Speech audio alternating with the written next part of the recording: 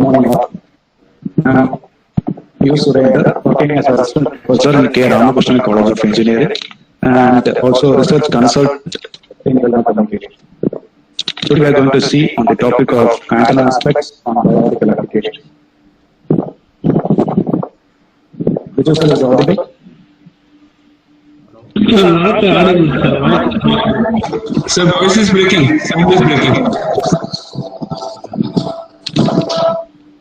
Hello. Audio கேக்குதா? Okay.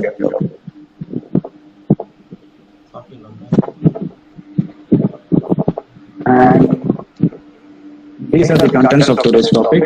Here, first we are going to see about something introduction of the biomedical application and what is biotelemetry and what are the advantages and applications of biomedical applications and biotelemetry, and how this biomedical application is going to be established through the antenna design, which is called as a biomedical antenna design, and the performance parameters which are to be analyzed while designing these antennas, and what are the compatible antennas for wearable and implantable applications, and what are the challenges that are to be considered or that are faced by the biomedical antennas, and the frequency allocations for each application, which is depending upon either invasive or non-invasive communication, and two examples in the antennas for MICS and ISM band. So these MICS and ISM band is something which deals with invasive and non-invasive communication, and we'll be seeing it in the further slides. So as I was saying, today we are going to discuss about the antenna aspects and biomedical applications, and these are things which I was discussing about, that is the biomedical application as the introduction section. We are going to know through what is about biomedical application, what is about biotelemetry, advantages and applications are being in the biomedical application, and this biomedical application is enhanced by the biomedical antennas that are going to be designed. So what are the performance parameters which have to be considered while designing the biomedical antenna design? The next thing is that compatible antennas for wearable and implantable applications, and what the challenges faced by those biomedical antennas while designing, and what are the frequencies that are allocated for both MICS and implantable devices and ISM band wearable devices, and few examples regarding the MICS and ISM band.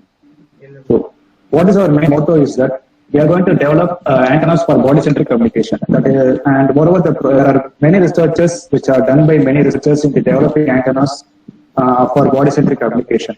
And currently, biomedical telemetry is proliferating area where implantable and wearable antennas are the main key components for implementing radio frequency linked telemetry in biomedical applications. Because this biomedical application deals on both two types of communication. One is about invasive and other one is non-invasive, which is called as implantable and wearable. So we are going to implement with these two only, which is called as a biomedical application. And whenever we are going to design the antennas for either implantable or wearable, there are more design restrictions and challenges which we are going to face. They are portability, that is they must be movable here and there, and it must be compact size, it must not large enough, and resonating frequency, because every application depends on a particular or specific resonant frequency, which we have to be more specific while designing an antenna in order to avoid some interference from other bands. And bandwidth of operation, that is also a more important thing, because for our medical application we require a narrow band rather than wide band. And next is radiation efficiency. Efficiency depends upon the antenna application, whether it may be implantable or wearable. For implantable, we require the radiation that is not merely hazardous to our body more than wearable, because we are going to place the antennas inside our body and merely the safety of it. So these are the restrictions and challenges we are going to face to designing the antennas for biomedical application. And electrically small antennas. Electrically small antennas are nothing but okay, this is about this electrically small antennas for the slides. And for wearable and implantable, the antenna size must be very small. So only I am going for electrically small antennas. And these electrically small antennas are very much of great interest in military applications. And nowadays, doctors are very much interested in designing electrical small antennas for biomedical application, because it is very wearable antennas are very much helpful for the doctors for monitoring the patients at a long distance, and it is also very easy for them to imply at real-time applications. Okay. Now we are going to see about body-centric wireless communication. Body-centric wireless Sir, excuse communication, it is an interest. Sir, excuse me. Okay. So please repeat why you are using electrically small antennas for this application. Can you repeat it? Electrical small antennas, I think it depends upon the current distribution, and also we can have some miniaturized size antennas. In small antennas, we cannot have more current distribution, which are very much effective. But electrically small antennas, we can have a current nominal size, but the current distribution will be better, not affecting our bodies. So only we are dealing with electrical small antennas. Okay, sir. Okay. Okay. Introduction. Here, let us see what is about body-centric wireless communication. This is being an attractive and wide area of research because it gives an extended contribution in e-healthcare, personal care, and electronic mobile healthcare applications because it is applied in because these real-time application, real-time advantages, this body-centric communication is very helpful and being an attractive area. And this body-centric application is stacked within a frequency range of 3 megahertz to 3 gigahertz range. Basically, many of us are very much concentrated in ISM band and implantable antennas within the ATS. Thing is, this communication depends on how an antenna is being designed. Either it is a very much radiatively efficient antenna or not. It depends upon the antenna design. These are the two types of communication in the biomedical, that is invasive and non-invasive. Invasive is nothing but implantable antenna communication. That is, if you are planting an antenna within our body, inside our body, it is called as invasive communication. And if you are going to have a device outside our body, like a wristwatch or any device with like a mobile phone, which we are going to have to monitor the parameters that are being changed inside the body or anything, it is called as a wearable device. That is, which are outside of the body. Yeah, this is a simple application which is called as a wearable application here in the wristwatch, like something. Basically, the biomedical application is extended through application, or it depends upon a wireless sensor network that is, which is aiming to improve the existing healthcare and monitoring services. Okay, for all the elderly people and children and who are chronically ill. Here it deals like a sensor network, and here the data will be collected from here and transferred to a display here. It is a device which is used to monitor, and the data will be displayed here. And this is the network used for either implantable or maybe a wearable device. The biological conductor is nothing that is our body, where we are going to place the device, and the data will be transferred from base station, like using the speaker, and then amplified to the biological conductor, and it will be monitored here.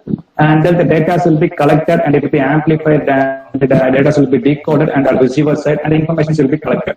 So this is a simple block diagram which cleanly explains about the transmitting and receiving application of antennas.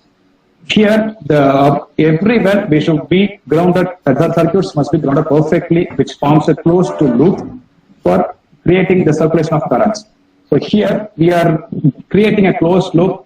We can ask a question, how can we be getting grounded these devices? Because these devices are just mounted on us, and we are acting as a perfect conductor to ground those devices.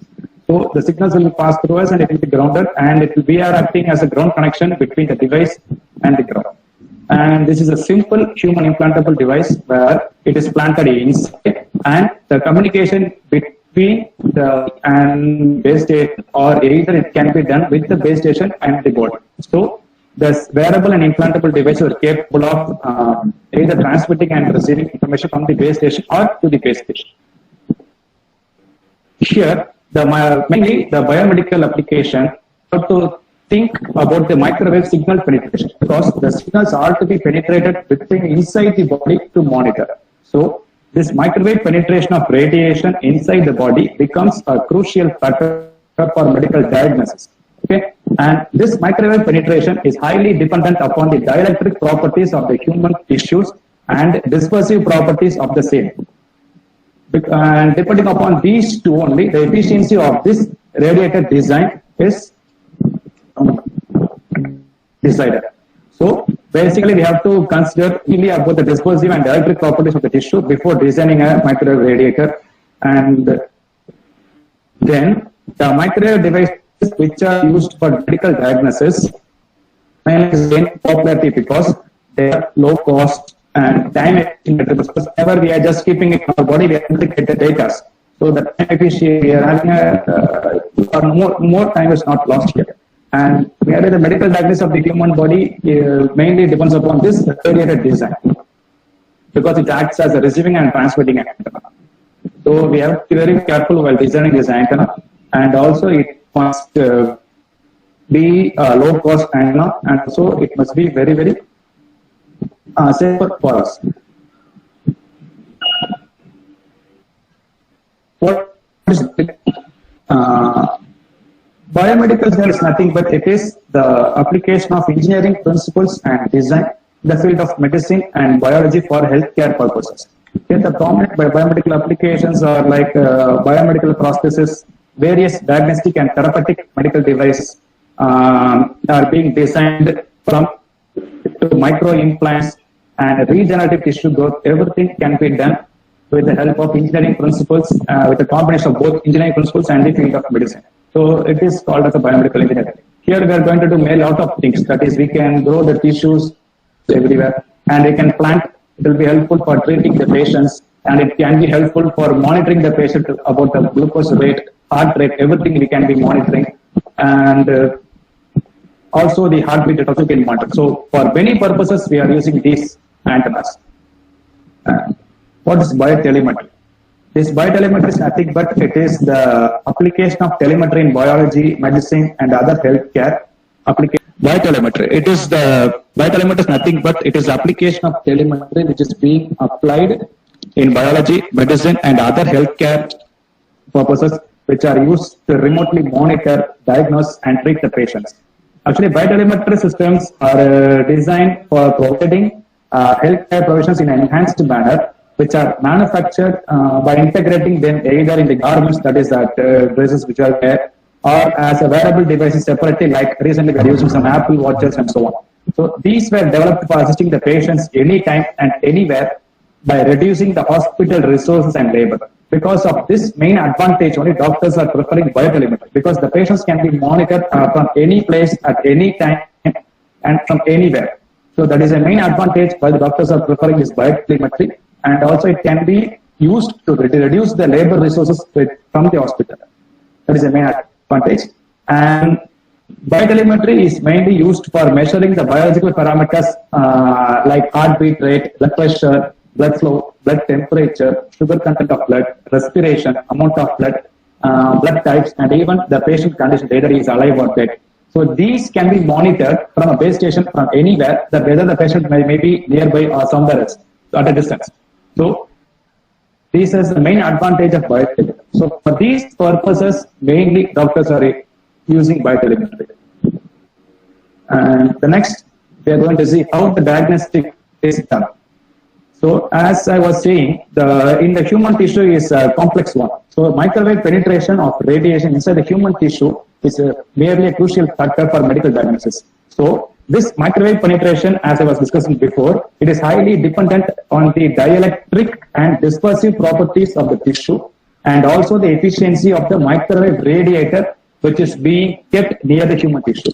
So we have to keep this in mind, and after that only we are going to design these. So before all these things, after designing the antenna, we are going to see whether the human body tissue must be known, so that we can compare the results after which we are collecting from the device. So the material characteristics of the human body must be known to determine the unknown malignant tissue, that is, which is called a tumor, cancer cell, anything we can easily determine, which is inside the human body. And afterwards, the information about the malignant tissue, after getting collected, they can extract the signal and the information from the signal received by the antenna in the device. So the information is either, if it is a malignant tissue, means the reflection and dispersion characters will be different from that of the original tissue. So we will be having original data that is which deals with the normal tissue characteristics, that is dispersion character scattering of signal, which is done by the normal tissue, and this information and this signal which is getting transferred from the malignant tissue will be compared. So we can easily identify the properties of that, and then we can say whether it is malignant tissue present inside the human body or not. And after that, we know, as usual, the human body is a complicated structure with a combination of different fields, as I was saying before. So the implementation, that is, each tissue in our body will be having different characteristics. So these characteristics will be defined with the parameters called as conductivity and permittivity. These, depending upon these parameters only, depending on these parameters of the material or the tissue, the information which is received from them will be analyzed, whether it is a malignant tissue or not. This is the microwave and biomedical applications advantages. Here we will see about advantage of those application. The main advantage is that non-ionizing radiation and non-invasive application. In this application, microwaves can be exposed to the human body for a longer term without any harm. That is, here we have to, when we are hearing this word without any harm, we will be arising a question, how come it is possible? Because when we are sticking to some routes which are available or which is given for the biomedical design, antenna design, when we are strictly following those conditions and designing those antennas abiding these conditions, we can design an antenna which is not harmful for the human body, because the radiation won't be that much harmful for the human body, so that they can be the radiation from that antenna can be exposed for longer time on the human body. As these chemotherapy and imaging techniques are very much harmful, this when we are abiding by these rules, we can have a longer term exposure of microwaves on the human body to monitor. And then the microwave devices can be made wideband and directional to enhance image sharpness and localization of detecting bodies. And this is quite complicated with other imaging techniques. That is, mostly all the antennas will be a wideband and omnidirectional. So designing a directional antenna is very difficult one, and also the images that are captured by the devices which are transferring from the body to the transmitting devices outside a receiver, anybody, anything on the base station, it will be somewhat blurred. So we have to enhance the image sharpness and also detection of those bodies or the patients who are around. It will be very clear. This can be done only when the antenna is of direction. And sometimes if we are transferring larger data, we require a wideband. So these are things which are very much difficult when we are dealing with the human body tissues. And it can be very much very, so these things must be considered difficult things, and this must be considered, and you can easily make it as an advantage. And then remote monitoring, diagnosis and treatment of patients. As I was saying, remote monitoring is that we can easily monitor the patients if he is anywhere at any time. And diagnosis, we can also treat the people, and we can also find what is the problem with the patient, and we can easily treat the people. Nowadays, the treatment of patients are done with this biotelemetry. And even for the patients, when they are hospitalized, they can feel some ridiculous thing that they are hospitalized and they have some depression. They feel some depression, or they have some stress regarding a psychological stress which can be caused to them. So this can be avoided to the patients by easily implicating them to the biomedical telemetry. And also for a patient, we need some people to take care of them. So dependability of caretakers can also be reduced if we are just implementing the biotelemetry. These are the main advantages. And this is the applications where we're mainly using those things. That physical imaging is the thing, but the unwanted effects can be easily determined by using this communication. And mainly here, this is the wide area where the research is being going, and that is reduction of breast cancer and brain tumors. Although the breast cancer reduction research has been ongoing recently, the brain tumor reduction using the electromagnetic technology has received a great interest recently, because the key obstacle for this brain tumor reduction is our skull, that is the bone. And the breast cancer reduction is very easy because only tissues and muscles are present. So it is easy for them to penetrate the signal easily inside it. So to detect the cancer cell. But for brain tumor, the tumors inside the brain, detecting them, we have to set the signals or the micro signals to penetrating. So it is a very, very risky task because the human head will be having some inhomogeneities in the tissues. And diagnosis is very, very, very complex. And also the positioning of the microwave sensors around the head of a human is also important, which can decide. So for all of these cases, the brain tumors can be detected by biotelemetry. So this is a very, very risky area of research. And if we are very much interested in medical applications, we are doing our research in this we can just go with the brain application that so even if you are easy for that can be very much. And then the bone fracture actually is a wearable way you can easily the boxes devices and human thing but leakage or the blood vessels or the blood leakage in your head. So we are know about the clotting in the blood cells. Hello. Sir, voice is not there. Audible, sir. Somehow breaking. Sir, voice. Sir, here I could hear you. So can you hear me now? Now it's clear. Okay, sir. Okay. In the wearable devices, easily identify the bone fractures and the hemorrhage. The hemorrhage is nothing but it is the blood leakage in the blood vessels in the brain. So these are the concentrated applications in the current research of biomedical. And also this brain tumor reduction gains more interest because of the complexity, as I was mentioning before, that the complexity is our skull. So the penetration beyond the skull is a very difficult task. So if we are dealing and if we are able to design any antennas which can penetrate through the skull and also if it is unharmful, we can easily see our papers getting accepted in reputed journals. The next thing we are entering is our team, that is the biomedical antenna design. Whenever we are designing antenna, we know that we should measure the antenna's properties. Okay, if we are designing an antenna normal for wireless communication, we can go for a chamber for measuring. But where we can go for the biomedical antenna design, we have to measure the properties of that antenna which is designed.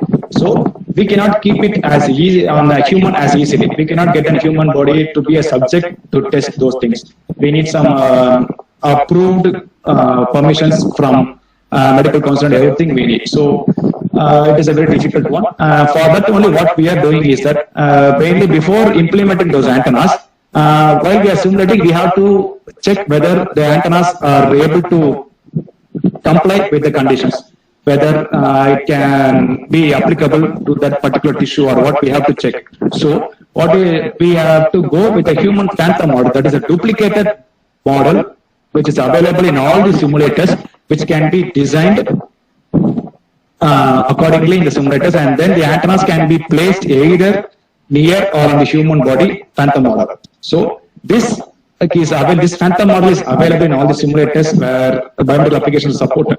Electromagnetic simulators mostly like HFSS, CST are available, and these phantom models are also available in those simulators. And this phantom model is typically defined either in the materials like liquid material, semi-solid or solid material. It depends upon the tissue that we are going to use. And the concentration of these tissues, I have just projected, I will be displaying it on the table in the further slide.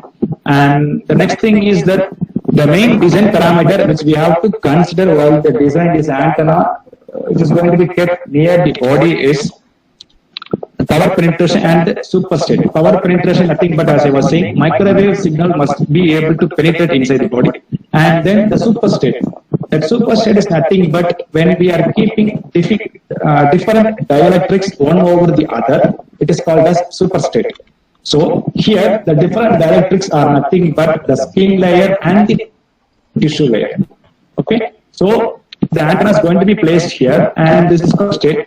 So depending upon this dielectric material, the property of this antenna will vary.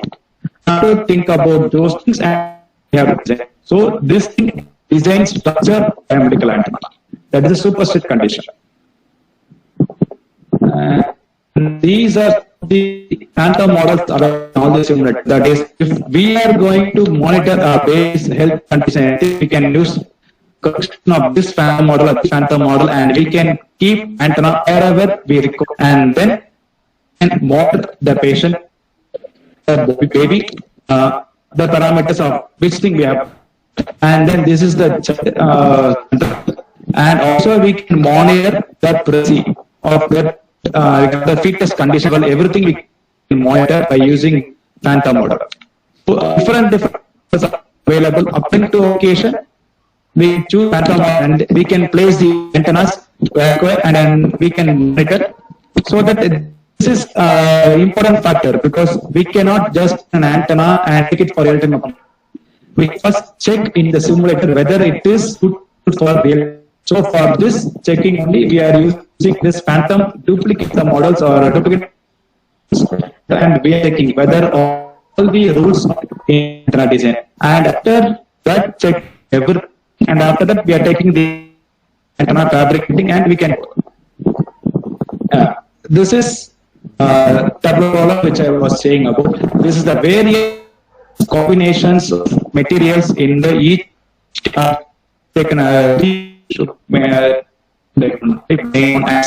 so these are mixtures which are present in it, and this phantom we can easily create when having these compositions. We are required to measure the antenna to be on these places. We can easily we can easily get our own phantom model by using these composition models and place our antenna inside, and we can check. So it is a measurement purpose. It is easily for measuring property of the antenna. There's everything we can easily measure by the phantom model. We cannot go for a patient. So without going them and depending on those patients, we can easily design our own phantom model by find compositions of each tissues and muscles, whatever we require, whatever we are aiming to monitor in the patient. Yeah. Now we are going for the antennas.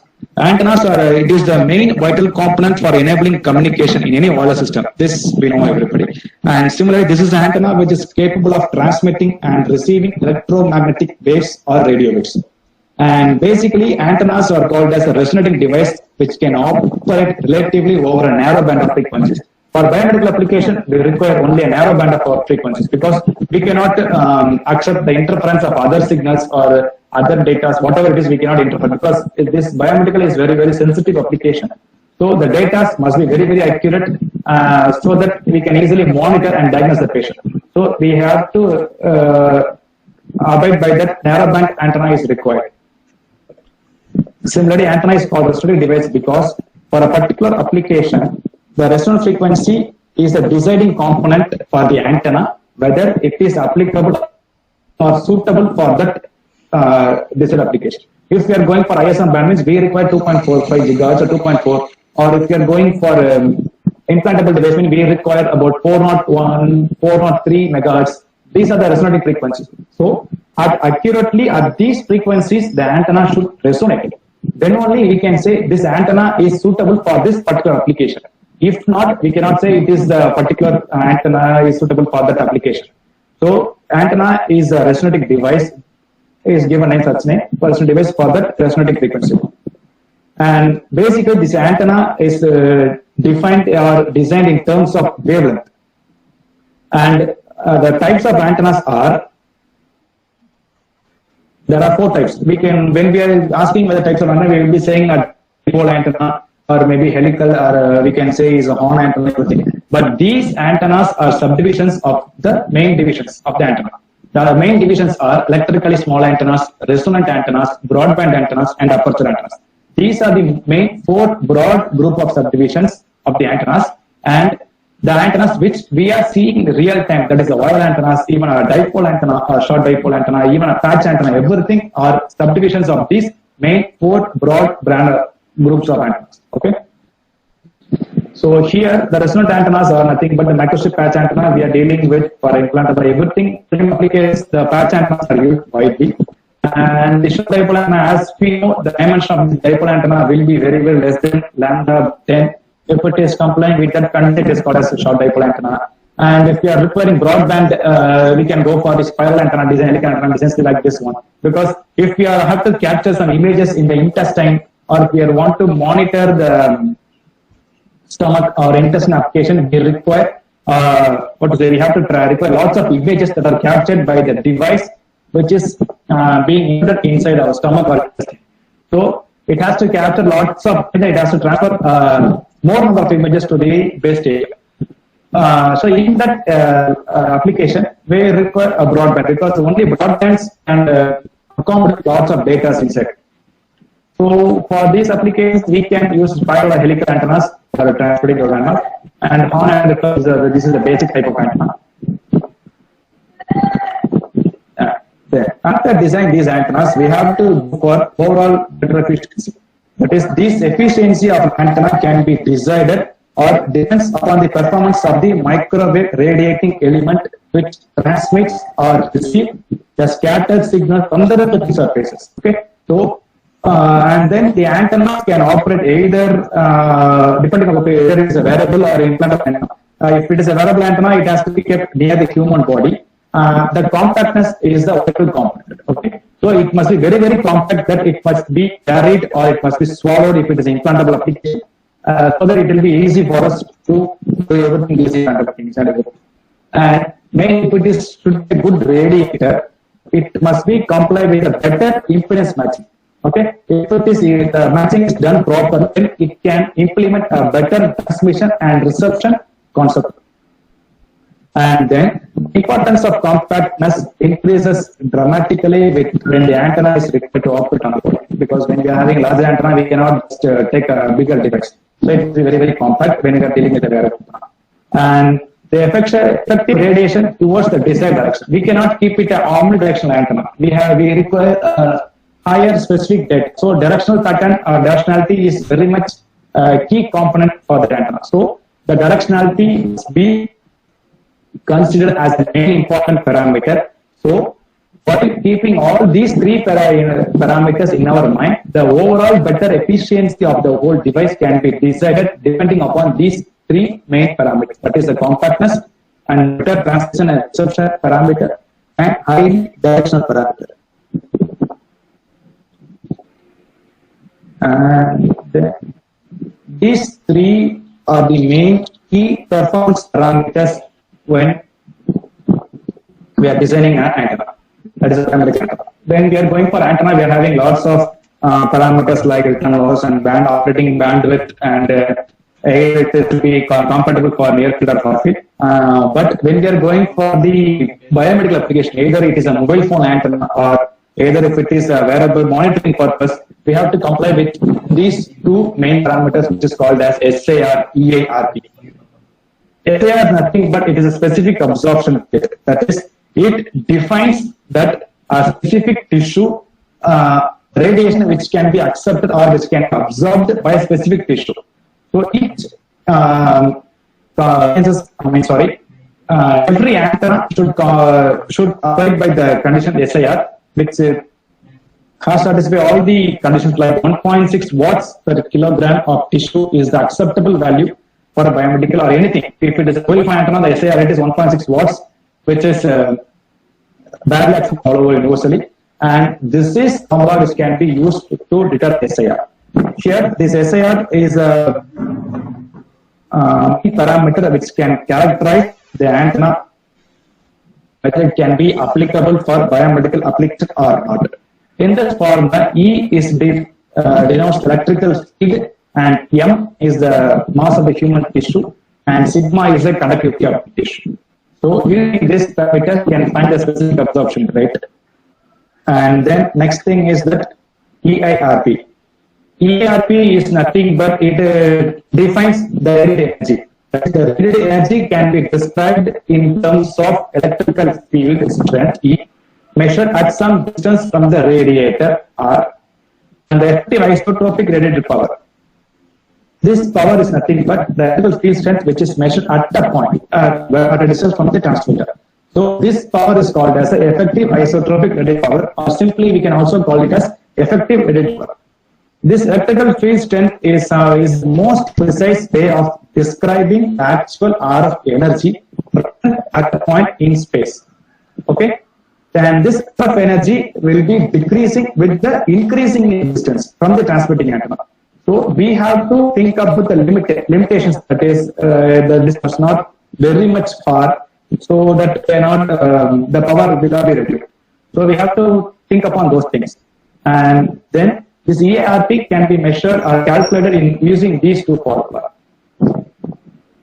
And the next thing is, normally when we are designing an antenna, we can consider these four parameters, that is impedance matching. Impedance matching is nothing but it defines the maximum power transfer which is known as input, and it can be rated outside from the patch.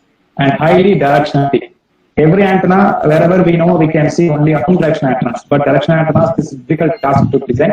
So highly directional antennas are pretty much required for blended application. And this system loss is nothing but it is the quantity which defines how much reflection is occurred in the antenna. Okay, the main condition is that the victim must be very much lesser than 10 dB. Hello, sir. Hello? Sir, PPT is a hanger. Next PPT is not showing. Only the overall better efficiency only. Also, I'm just no, so I can yes, is it viewable now for you? Whether the SREARP everything? I can't visible, sir. That the SCR EARP. Is it visible now? Okay. But PPT is on overall better efficiency.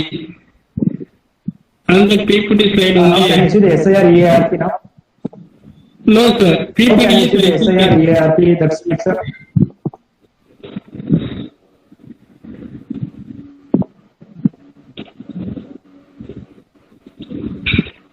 Is it visible, sir?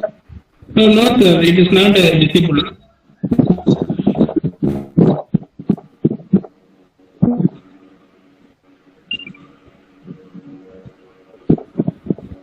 Now visible, sir. You maximize it, sir.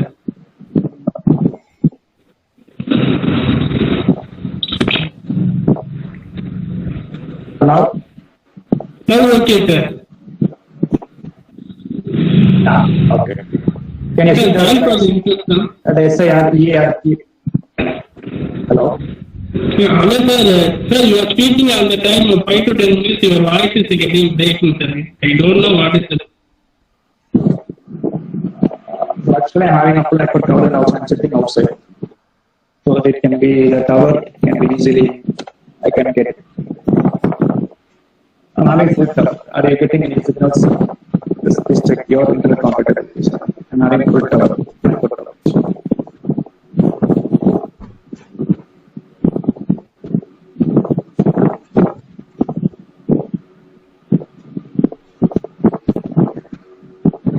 Sir, is it visible now? And is it audible clearly? Yes, sir. Hello? Yes, sir. Again, you repeat the EARP concept, sir.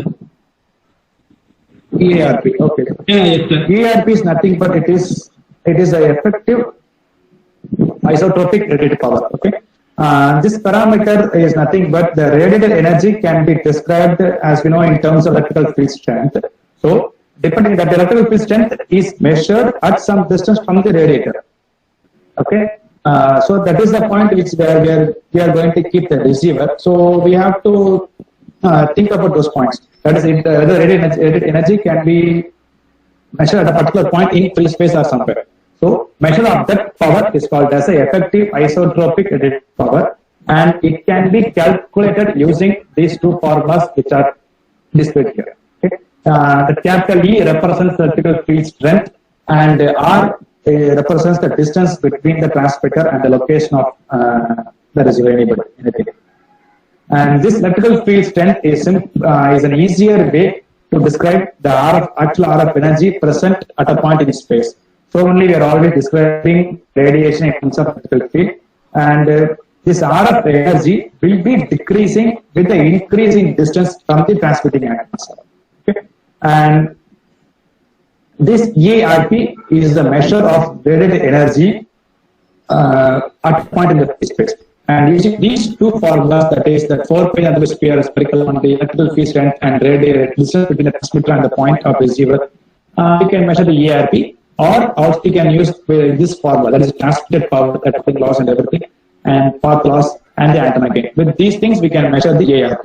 That EARP is measured either in dBm or volts. And then the next performance parameters is generally considered while designing in all antennas, that is impedance matching, that is maximum power transfer that is applicable in an antenna. It decides whether the antenna is good radiator or not. And then the next is directionality. Every antenna, whenever it is given, it operates maximum in omnidirectional. But achieving a directional way is a tough task, so we have to consider the parameter also. And then the return loss parameter. Return loss parameter is nothing but it is the reflection parameter which says how much reflection is occurring in the antenna. The main criteria considered for return loss is that return loss parameter value must be very much less than minus 10 dB. So at least we should be able to achieve minus 10 dB of return loss value so that we can say it has a minimal value of reflection and VSWR will be less than. So return loss value must be at least minus 10 dB. And then the field of operation, whether it is a near field or far field. So these are parameters that can be considered generally for designing antenna. And these three mainly we have to consider SI and EARP while designing an antenna for biometric level.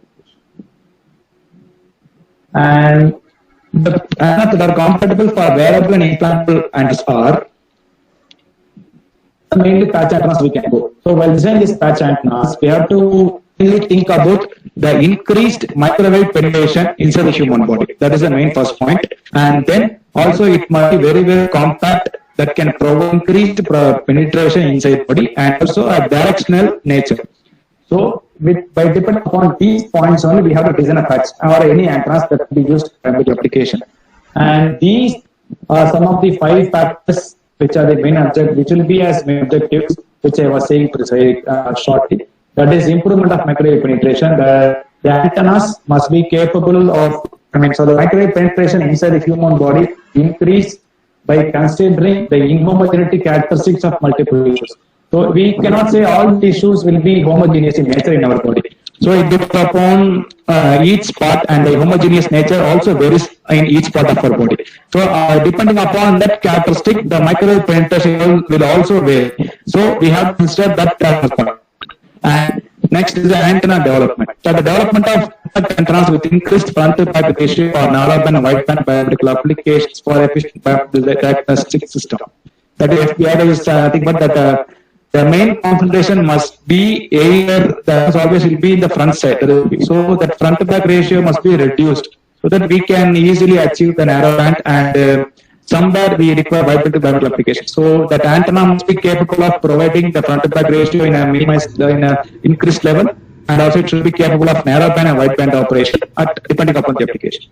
And then antenna array construction. Here, the directionality nature is required for biometric antennas. So, without increasing antenna size, we easily achieve a directional nature by having. Hello. Sir, PPT is increasing directional. The PPT is say are a compatible. 19th slide only, sir. It's not moving. Sir, the SAR ERP slide only, sir. It's not moving. Okay. 1 second. So is it now visible, sir? Yes, sir. Now it is coming, sir. Yes, sir. Okay. We have to do the microwave penetration while designing the antenna for biometric application. The antenna development must be considered a narrowband or wideband application, and then it must be of array structure, because for increasing the directional nature and also for specific band application we require increased directional nature. So this antenna array construction will be very much helpful for us. And before going for the real human body, we require a human body phantom model, so that all the tissues in the real time for human body will be varying. So that inhomogeneous realistic nature will be developed in the Phantom model. So by keeping the antennas in the simulator on the Phantom model, we can easily confirm the performance of the antenna. It will be designed, whether it is applicable for the real-time scenario. And if it is for implant of antenna, that it must be very much considered that the antenna designs for wireless coupling of travel from the outside human body, it must be investigated, because the power, when going for implantable antennas, we cannot easily give the wire connection, everything. It depends upon the display power. So it will not be that much lasting for long. So we should also be very much keen in power, the implantable device. These are some of the challenges that are to be met. That is, 3 challenges are mainly considered here: the frequency, radiation zones, and antenna directivity. What is frequency? Because as I was saying, antenna is a personal device, that is, it can easily operate at a specific frequency. So while designing this biomedical antenna, we should choose a particular or specific frequency within the microwave regime, which is applicable for biomedical application. Okay. And here, the next thing is that higher frequencies always struggles to penetrate through the human body, because it has a very, very smaller wavelength. So it will be struggling to penetrate into the human body, and also it also feels very much difficult to interact with the inhomogeneities of the tissues. And another thing is that since high frequency are dealing with this difficulty, why can't we go for low frequency? If we are going for low frequency, there will be more losses in the tissue. So we cannot even go for very low frequencies, and also we cannot go for very high frequency. So we have to decide the frequency which is in between or in the intermediate layer. That is only for that purpose only we have considered the regime in 3 megahertz and 3 gigahertz. Okay, and also the powering must be very much considered, because we cannot give a high power, or the power must be always whenever we are designing a wall sensor network, the energy conservation is very much key factor here. So this biomedical antennas or biomedical biotelemetry, everything it depends upon the wireless sensor networks. So here also our main constraint is that the energy or power must be conserved. So depending upon that conservation of power, we can go for ISM band. ISM band always it is a low power device, it can be used, and also the frequency also is the intermediate range, and also it feels very easy to penetrate the human body or tissues. And even the antenna is being designed depending upon the wavelength. For lower frequency, the size becomes larger, so we cannot even go for very low frequency. So only we are considering the intermediate frequency, and the frequency band from 1 gigahertz to 2 gigahertz is always being stated as a suitable for medical diagnosis, because it achieves increased penetration with low power radiation, as I was saying before, and also it can be suitable to have a reduced SIR rate. Because as I was saying, the SIR was about 1.6 watts per kilogram in each tissue. So the SIR rate, this rate must be complied in all the antennas. So with low power device. So this 1 gigahertz to 2 gigahertz band will be more suitable for designing the biomedical antennas. And then is the radiation zones, either it is far field or near field. And this antenna's radiated electromagnetic field is always divided into 2 broad regions, as I was saying, the near field and the far field. This near field can be further divided into radiative region and reactive region and radiative region. This radiative region is nothing but it is the limit from where the antenna starts to radiate. And similarly, in the reactive region, the charges or the radiation will be stored. So each zone has its own limit. This 2d squared by lambda, which is mentioned here, is the limited point from where the radiation starts from the near field radiative region to the far field point. That is to infinity. So this point is the main consideration for all antennas that are designed. And also the antennas will be exhibiting different characteristics when placed in air or free space or on body due to the dielectric properties. This is the condition which we have to keep it in mind while designing. And then the next is the antenna directivity. As if the directivity is nothing but the directivity of an antenna is simply a measure where an antenna directs most of its power. This is the definition of antenna directivity. And this antenna, if an antenna is able to radiate its power equally in all directions, it is called as an isotropic antenna, which is an ideal antenna that cannot be possible in real time. So practical antennas are sometimes designed to radiate equally in a specific plane, which is called as an arm direction antenna. and also as specified in this application in a particular direction. The directional antennas are used for the applications which require unidirectional radiation properties. Here, in the medical purposes, we require only a directional property more than omnidirectional property.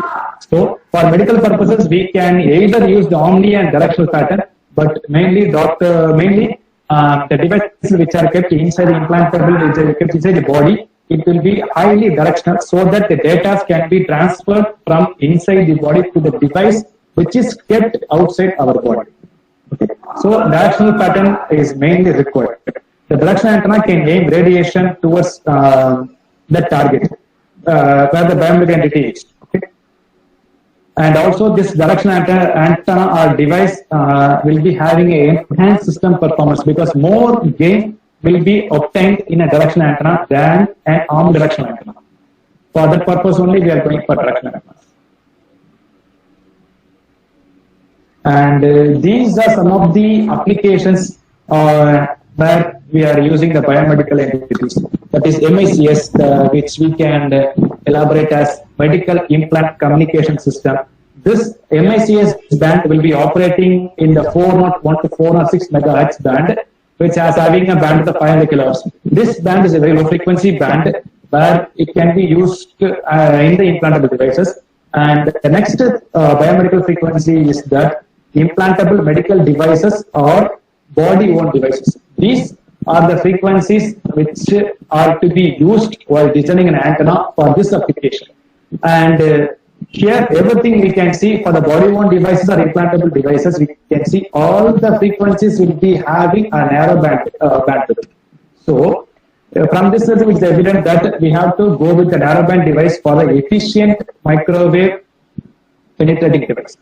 And then this is the ISM band, that is the Industrial Scientific Medical Band, which can be operated in 3 different frequencies from 902 to 928 megahertz, 2.4 to 2.5 gigahertz, and 5.8 gigahertz. Basically, for the ISM band, we are using 2.4 to 2.5 gigahertz because it is a low power frequency band, and also that is widely used by all the researchers and all the medical purposes applications. And this ultra wideband is ranging from 3.1 to 10.6 gigahertz. The bandwidth will be coming from 7,500 megahertz. Here, this ultra wideband communication is dealt for the here because whenever we require higher data transfer rates, we cannot stack all the data within this narrow band of frequencies. So, for this purpose, for transferring a large memory data, we can go for ultra wideband application. And then this WMTS, the Wireless Medical Telemetry Services, it is the first initial wireless medical services which was developed in university. And the frequencies which were used to operate were 420 to 429 megahertz and 608 to 614 megahertz and 1.3 to 1.4 gigahertz and 1.4 to 1.429 gigahertz. These are the resonant frequency range for which this first wireless medical telemetry services were adopted. So, and then this body area network is a widely classified area where it can operate 4.1 gigahertz. But basically, for the biomedical applications, we will be dealing either on this MICS or ISM band. When we are going for the intestine or any cancer reduction application, we will be going for the ultra wideband frequency range for transferring higher range of data. Okay. So we have to apply, or we have to first decide, as I was saying in this slide, we have to decide the desired frequency range for our application, so that it will be easy for us to design the antenna, and also we can decide whether it can be applicable or not. So first, it is the main motto for us to decide everything, and then we have to go for design purposes. And this is some of the examples which I was saying previously. Electro-textiles antenna. Actually, we know all the wearable antennas will be having either it will be like a watch or something, a device. But here, what we have decided is this is a textile antenna. This was fabricated or using conductive fibers by using some metal or polymer threads with the normal fabric threads. That is, with the normal fabric, they were able to use mixture of metallic fibers or metallic threads as the conducting fiber. These were incorporated within this layer, and then the antenna was designed. Actually, I'm just displaying it because it is a different type of antenna. Normally, we can say I design an antenna of these types, but this type of antenna is complicated in nature because we have to design the whole lot of fiber using the carbon or metal particles inside that threads, and even the fibers must be coated with the conducting polymers or metal, and these fibers also made to be connected with everything. These are some complex nature of all, so it is a difficult task.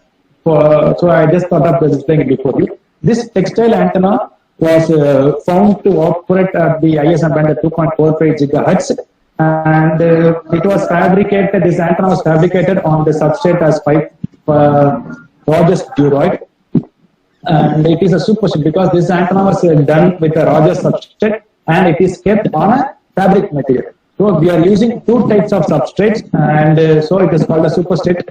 And then this is another implantable antenna where this antenna is a small antenna which is fabricated using aluminium and FR+ superstrate layers. And since it is an implantable antenna, this antenna was found to operate at the frequency bands like 402 to 405 gigamegahertz, and at the ISM band like 433 to 434 megahertz. So this antenna was found to operate at that frequency. And since it is an implantable antenna, the radiation efficiency was found to be 45 and 32% at those two frequencies, which are acceptable level because it is kept inside our body. The radiation efficiency, if it is a minimal level, it is acceptable. So the gain also will be negative, but the implantable antenna was able to operate at that particular frequency, and it can also be able to radiate the signals from the body to the outer device, which is kept outside. And then the next is the electrically small antenna. Electrically small antennas are nothing but it is a small classification. When it is satisfying the condition lambda g by 10, it is classified as electrically small antenna. Here, this antenna is also physically small, and it was found to operate at 2.45 gigahertz, that is ISM band application. And these are some optimization techniques using the half ground and this slot, the U-slide type of slots and L slots. These are some of the optimization techniques. And also here in the implantable antennas also we are using a resonator, step impedance resonator, and which this is also optimized. Which when we are bending these dipoles, we can have some efficient radiation. Because of these bendings only, this antenna was able to achieve efficiency of about 45%.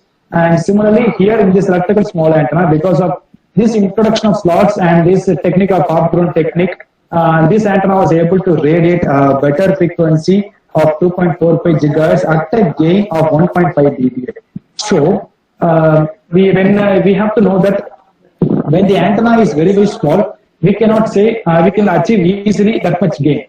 So this gain was achievable when we were able to introduce these slots, and also we were able to reconfigure the current distribution inside this patch by using these slots. So only this antenna will be able to achieve a positive gain or at least an acceptable gain.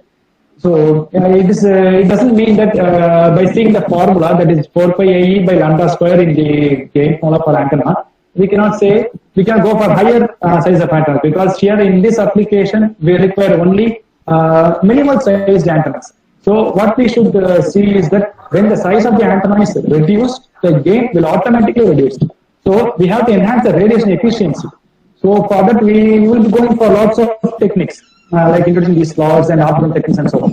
Yeah, that is, these techniques will always be helpful in reconfiguring the current distribution, which exactly helps in improving the performance like gain, directivity, and so on. Here in this antenna, the physical size is very small, but it was able to achieve a good gain by reconfiguring the current distribution. The gain parameter is basically dependent upon the current distribution parameter, and when we are able to reconfigure this current distribution, we will be able to achieve a good gain. And some of the frequency antennas, if you have any queries, you can just ask.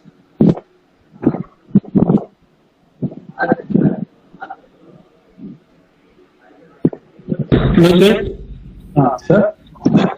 Sir, that I think second or third PPT, you were telling that diagnostic for antenna steps. Yes, sir. Yes, sir. That is, Within that, you this one you are saying, right? yes, sir. Here, let's say you are told that conductivity and permeability value. Yes, sir. So before you want to define that antenna, only you want to first choose the conductivity and the permeability value only. Yes, sir. Actually, we are saying about normal antenna design. I was saying about the comparison. That is the signals that we are getting the information, right? We will be getting the information from the tissues. That is, it will be reflected from that particular tissue to the receiver, which is kept inside. So, if the reflection of that signal or the scattering of that signal will vary for each tissue. For a normal tissue, it will be having a good strength. For a defected tissue, it will be having a different value of strength. So, depending upon those strengths only, we can easily find whether the defected tissue is present or not. So, it is dependent upon the conductivity and permittivity of the tissue. Because only I was mentioning here, not about the antennas. Okay, sir. Good morning, sir.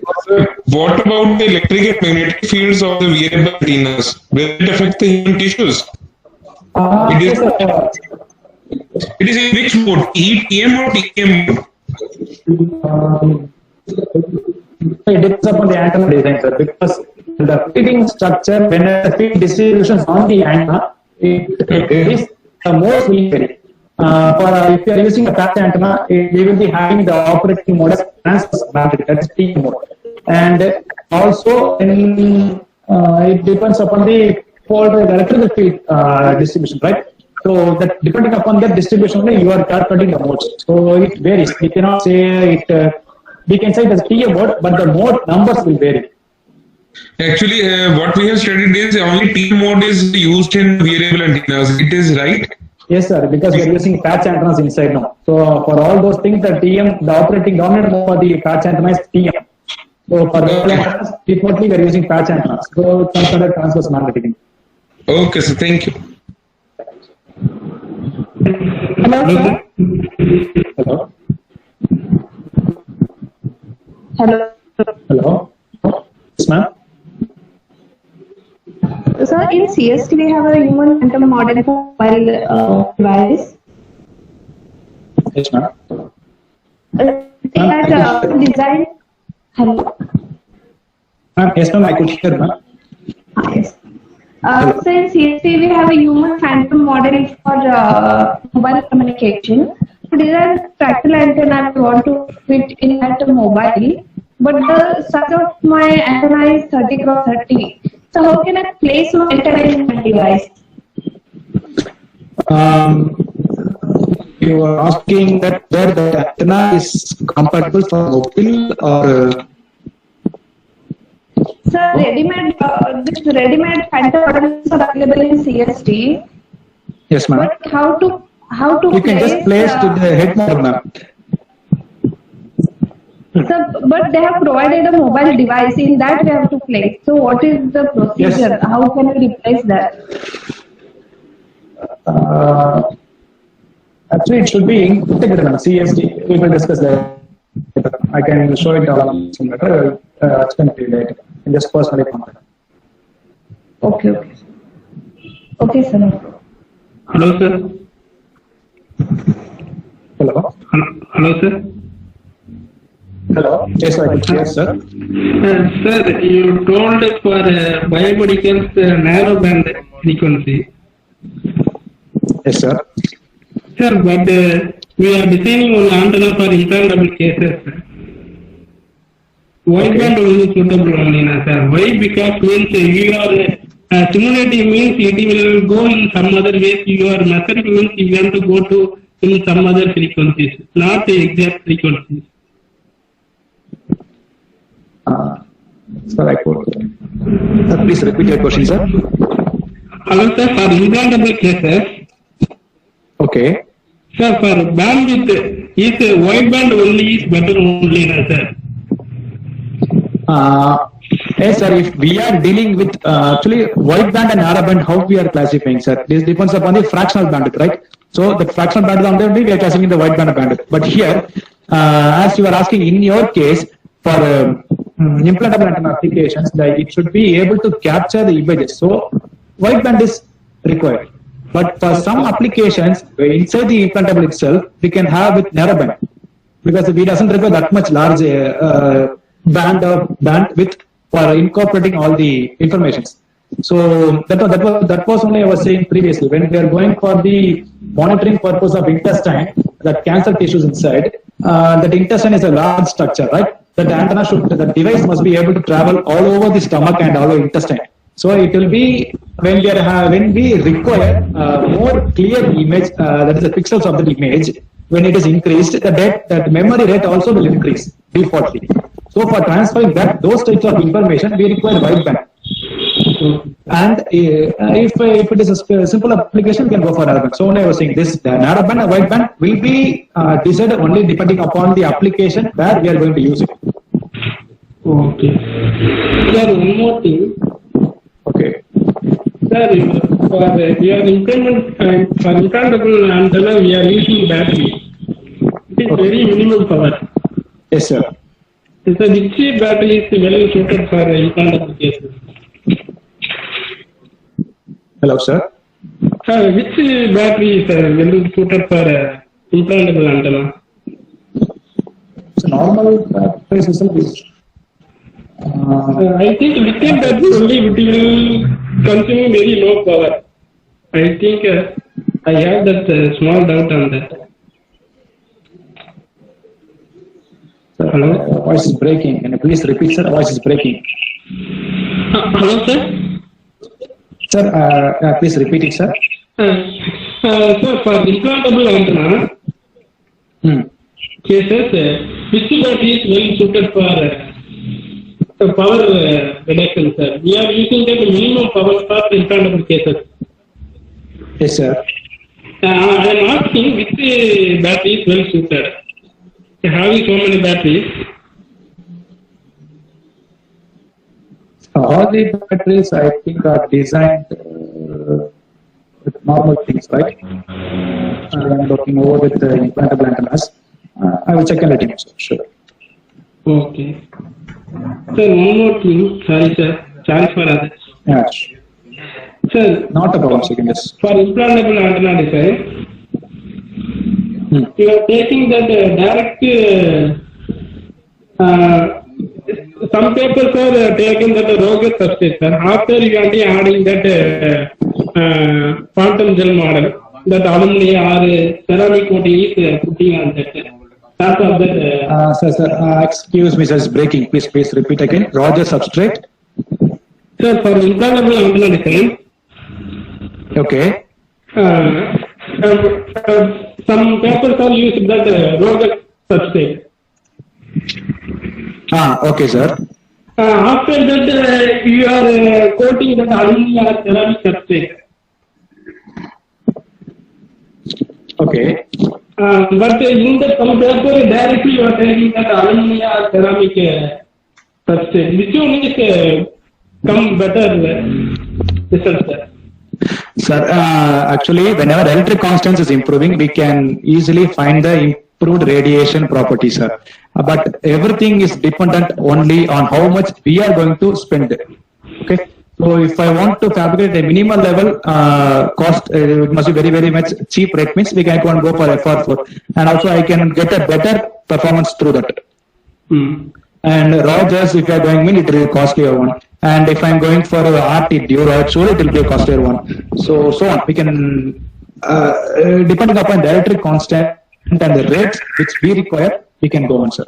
Basically, every people will be using FR4 basically for designing of antennas. And if I'm able to spend more, I can go for the direct substrates. Basically, all these antennas will be of superstone. That is a mixing of many electric things. Okay, sir. Good morning, sir. Good morning. Sir, this is Signavati from MCET, sir. Hello? Hello, ma'am. I could hear you, ma'am. I could hear you. Sir, actually, we have designed a wearable antenna, sir, for biomedical Okay. application. We have designed it using shielded material, sir. But it is not available in Please be market, louder. sir. What could we do? Sir, Please be a actually, we bit have- louder. Okay, sir. Sir, actually, we have designed a wearable biometric antenna, sir. We have designed it using a shielded material, sir. But that material is not available in market, sir. Where could we get it, sir? Which material you are saying is not available? Shielded, sir. Shielded. Shielded. Yes, sir. Okay. Ma'am, you can just see in the online. Mostly online they are. Okay, sir. Actually, we have tried India Mart, sir. But that material was not available, sir. And we have tried in America, sir. Okay, ma'am. But they told that this is not, we cannot import that material to Okay, India. ma'am. If you already Only in US market. okay. Some materials are like that only. We cannot even. It is not affordable. So if it is not possible to get it, means you can just use another material which has the same properties, right? There will be some Okay, connectivity sir. properties, but you can use it. Okay, sir. Okay. Okay, sir. Thank you, sir. Hello, sir.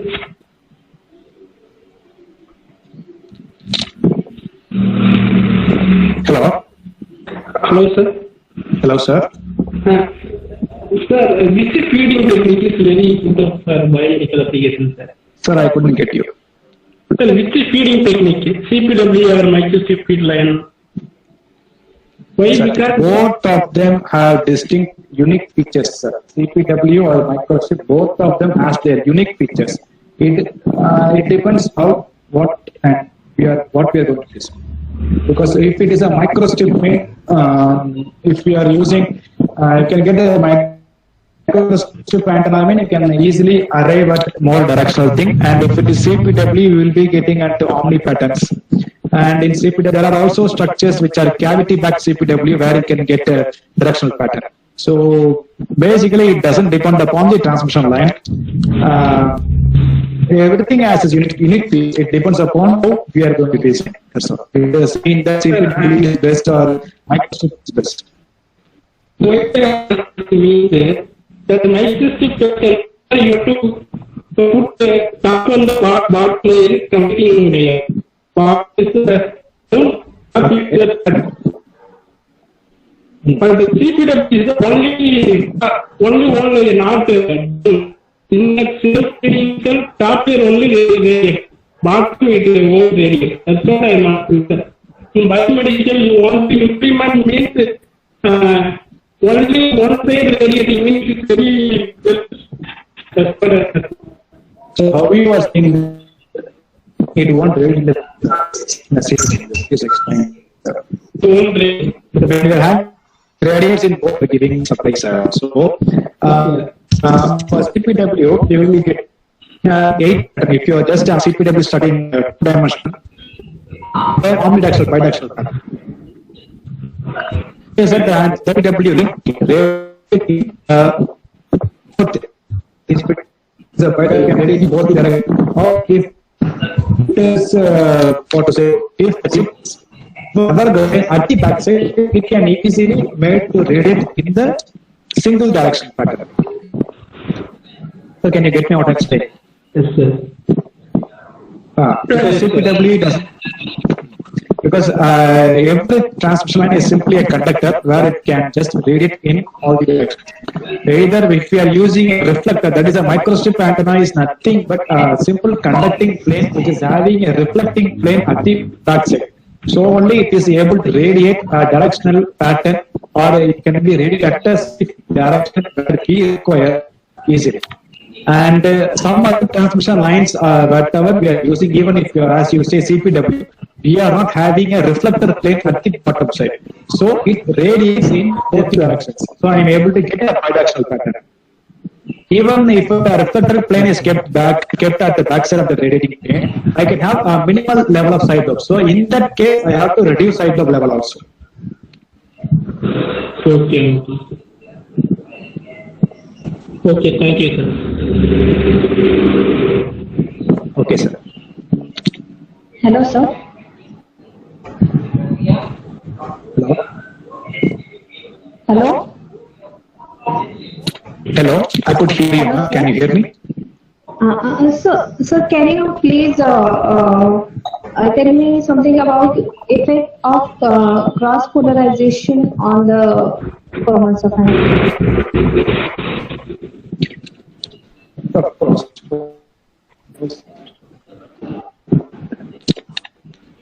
Polarization is nothing but which we can say it as to say. Actually, why are you asking that cross polarization effect?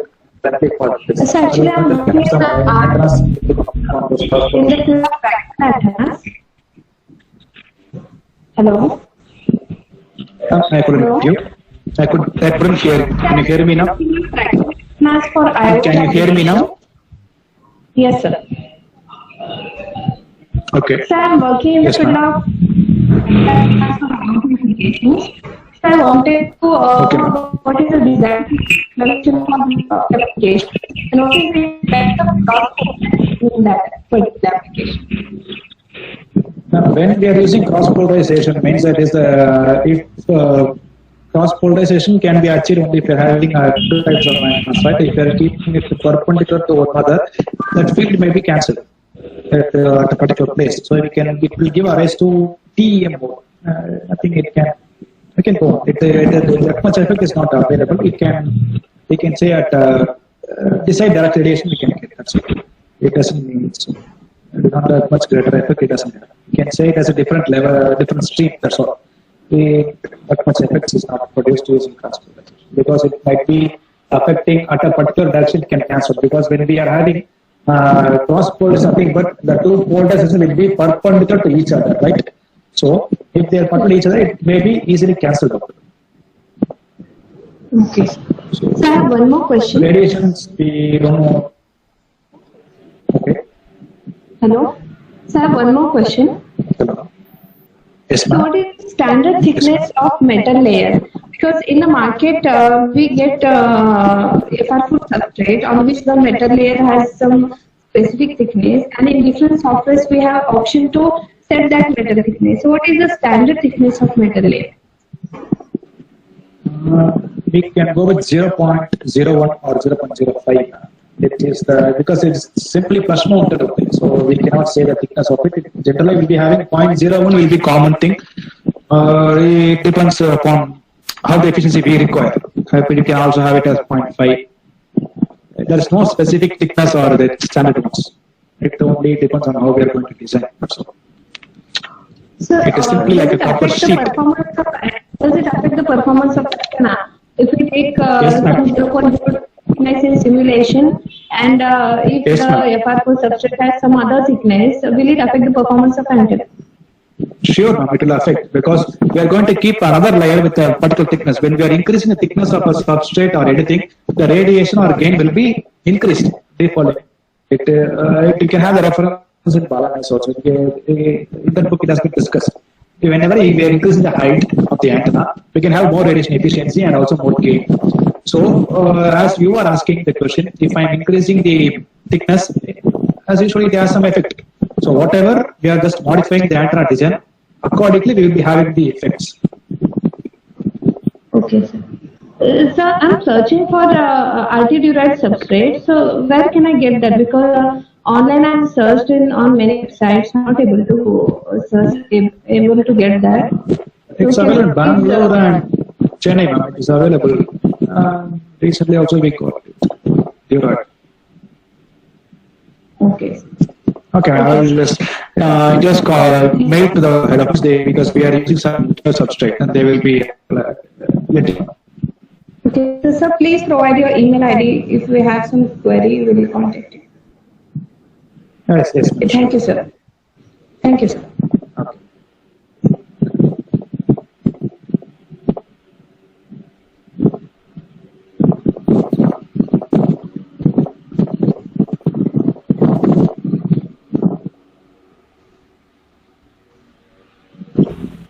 Hello, sir.